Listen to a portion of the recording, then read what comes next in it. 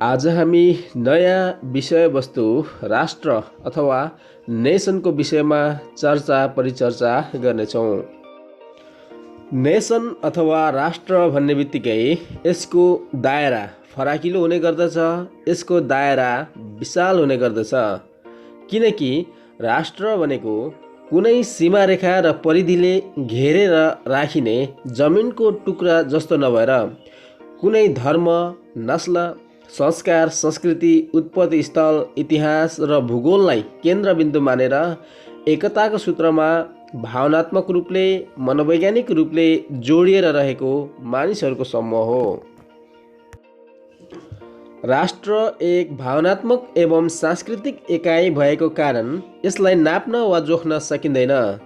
संसारको कुनै पनि कुनामा रहने मानिसहरू होस्, उनीहरू बीच एकताको सूत्रमा बाँध्ने कुनै बिन्दु, चाहे त्यो धर्म होस् या भाषा होस् या संस्कृति छ भने त्यो मानिसहरूको समूहले स्वाभाविक रूपमा राष्ट्रको स्वरूप धारण गर्दछ।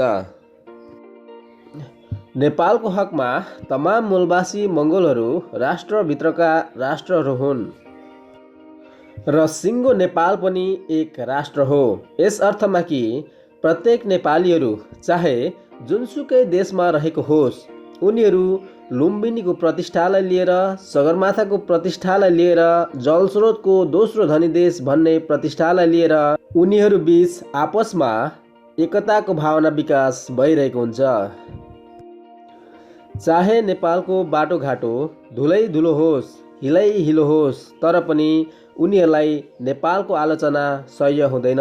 त्यस अर्थमा नेपाल एक राष्ट्र हो र नेपालको आफ्नो सीमारेखा, क्षेत्रफल रहेको कारण नेपाल एउटा देश पनि हो।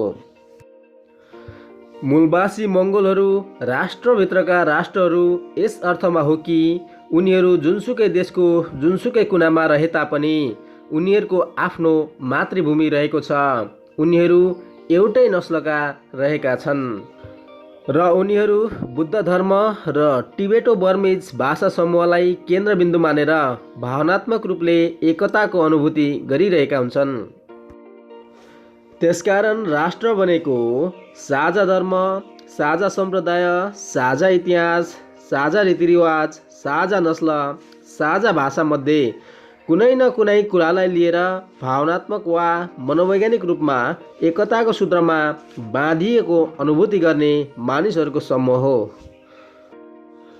उदाहरणको लागि द्वितीय विश्वयुद्ध अघि यहुदीहरूको आफ्नो भन्ने देश थिएन, त्यसर्थ यहुदीहरू संसारभर छरिएर रहेका थिए। तर पनि यहुदीहरूको एउटै संस्कृति भएको कारण भावनात्मक रूपले संसारभरका यहुदीहरू एक राष्ट्रको रूपमा जोडिएर रहेका थिए।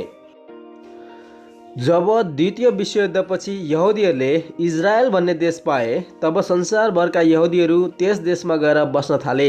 आज आएर इजरायल एक देशको रूपमा स्थापित भएको छ, तर इजरायल भन्ने देशको निर्माण हुनु अघि पनि यहुदीहरू एक राष्ट्रको रूपमा जोडिएर रहेका थिए, अथवा भनौँ भावनात्मक एवं मनोवैज्ञानिक तौरले एक आपसमा जोडिएर रहेका थिए, एक ढिक्काको रूपमा रहेका थिए। तसर्थ राष्ट्र बन्नको लागि कुनै भूक्षेत्र वा सीमा रेखाको आवश्यकता पर्दैन। राष्ट्र बन्नको लागि मानिसहरू भावनात्मक एवं सांस्कृतिक रूपले आपसमा जोडिएर रहेको हुनुपर्दछ। नेपालको संविधान 2072 को धारा 3 मा राष्ट्रको परिभाषा यसरी दिइएको छ। राष्ट्र भनेको बहुजातीय, बहुभाषिक, बहुधार्मिक, बहुसांस्कृतिक विशेषतायुक्त भौगोलिक विविधतामा रहेका समान आकांक्षा र नेपालको राष्ट्रिय स्वतन्त्रता, भौगोलिक अखण्डता, राष्ट्रिय हित तथा समृद्धिप्रति आस्थावान रही एकताको सूत्रमा आबद्ध सबै नेपाली जनता समष्टिमा राष्ट्र हो। गुगलमा राष्ट्र अथवा नेसनको परिभाषा यसरी दिइएको छ। A nation is a common community of people formed on the basis of a common language, history, ethnicity, or a common culture, and in many cases a shared territory. A nation is more overtly political than an ethnic group. मानिसहरूको समूह जसलाई भावनात्मक एवं मनोवैज्ञानिक तवरले एकताको सूत्रमा बाँध्ने केही तत्त्वहरूको विषयमा चर्चा गरौँ। साझा वर्ण, कमन रेस, एउटै नस्ल वा वर्णको मानिसहरूबीच एकताको भावना विकसित हुनुलाई स्वाभाविक मान्ने गरिन्छ। एउटै समुदायको मानिसहरूमा भाषा, रीतिरिवाज, संस्कृति र धर्मको साझापन हुने गर्दछ र त्यो साझापनले आफ्नोपनको भावना पैदा गर्दछ। एउटा वर्णको मानिसले आफूलाई अन्य वर्णको मानिसभन्दा फरक मान्दछ र त्यो आफूलाई फरक ठान्ने भावनाले राष्ट्रियताको भावना विकसित गर्दछ। साझा भाषा, कमन ल्याङ्ग्वेज, एउटै भाषा बोल्ने मानिसहरूबीच स्वाभाविक रूपले एकताको भावना विकसित हुने गर्दछ। साझा भाषाको माध्यमबाट एक व्यक्तिले अर्को व्यक्तिको आन्तरिक भावनालाई राम्रोसँग बुझ्ने गर्दछ। भौगोलिक एकता, जोग्राफिकल युनिटी, एउटै भौगोलिक क्षेत्रमा रहने मानिसहरू जसको धर्म वा वर्ण एउटै नभए तापनि उनीहरूको मनमा एकताको भावना उत्पन्न हुनुलाई स्वाभाविक मान्ने गरिन्छ। भौगोलिक एकताको कारण रहनसहनको तरिका र परम्परागत एकरूपता स्वाभाविक मान्ने गरिन्छ। उदाहरणको लागि बङ्गालका बङ्गालीहरू र बिहारका बिहारीहरू अन्य राज्यहरूमा जाँदा उनीहरू आफ्नो स्टेटको अथवा आफ्नो प्रदेशको भावनामा एकजुट भएर रहेका हुन्छन्। साझा धर्म, कमन रिलिजन, प्राचीन काल तथा मध्ययुगमा धर्मको राजनीतिले विशेष प्रभाव छोडेको थियो। मानिसहरूको भावनालाई एकताको सूत्रमा बाँध्न धर्मको अहम भूमिका रहेको हुन्छ।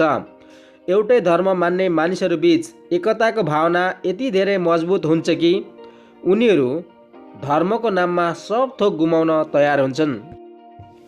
साझा इतिहास, कमन हिस्ट्री, यदि एक निश्चित क्षेत्रमा रहने मानिसहरूको सम्झनाहरू, जित हारका कथाहरू, व्यथाहरू र सङ्घर्षहरू एउटै छ भने उनीहरूको मनमा एकताको भावना विकसित हुनुलाई स्वाभाविक मान्ने गरिन्छ। साझा राजनीतिक उद्देश्य, कुनै निश्चित क्षेत्रमा रहने मानिसहरूबीच धार्मिक एकता, भाषिक एकता, सामुदायिक एकताको अभाव रहे तापनि उनीहरूको राजनीतिक आकाङ्क्षाहरू समान छन् भने एकताको भावना मजबुत ढङ्गले विकसित हुनुलाई स्वाभाविक मानिन्छ। साझा हित, यदि कुनै पनि मानिसहरूको समूहको आर्थिक, सामाजिक र राजनीतिक रूपमा साझा हितको कुरा छ भने स्वाभाविक रूपमा एकताको भावना विकसित हुने गर्दछ। साझा संस्कृति, एउटै संस्कार, एउटै रीतिरिवाज, एउटै पोसाक, एउटै रहनसहनमा रहने मानिसहरूको विचारधारा पनि एउटै खालको बनिसकेको हुन्छ, जसकारण उनीहरूमा एकताको भावना विकसित हुनुलाई स्वाभाविक मान्ने गरिन्छ।